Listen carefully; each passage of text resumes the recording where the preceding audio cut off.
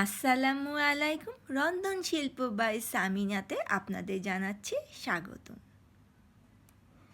নতুন একটি রেসিপি নিয়ে আবার হাজির হয়ে গেলাম আপনাদের সামনে।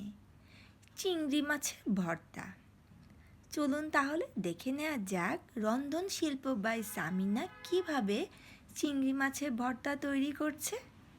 প্রথমে চুলায় কড়াই বসিয়ে দিলাম, এর মধ্যে দিয়ে দিলাম সয়াবিন তেল।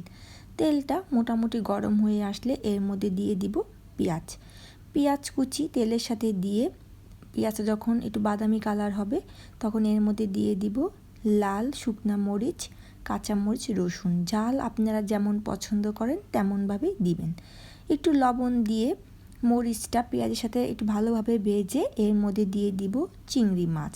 চিংড়ি মাছটা আমি ছোট চিংড়ি নিয়েছি, আপনারা চাইলে বড় চিংড়ি নিতে পারবেন, তবে ছোট চিংড়ি দিয়ে চিংড়ির ভর্তাটা খেতে খুব মজা লাগে। সব কিছু ভাজা হয়ে গেলে চুলাটা অফ করে দিতে হবে।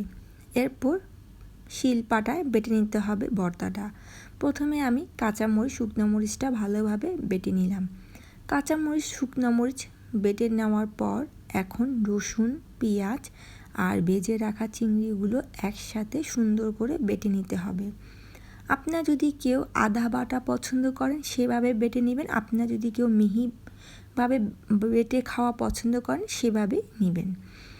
ভর্তা বাটা হওয়ার পর এর মধ্যে একটু ধনে পাতা দিব। ধনে পাতাটা আমি আদা বাটা করে বেটে নিয়েছি। ধনে পাতা বেটে নেওয়ার পর চিংড়ি মাছের ভর্তাটা পাতার সাথে মিক্সড করে নিতে হবে এবং একটু হালকা করে বেটে নিতে হবে।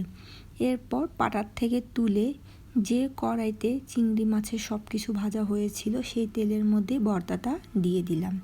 এরপর একটা বাটির মধ্যে তুলে নিলাম। তৈরি হয়ে গেল মজাদার চিংড়ি মাছের ভর্তা।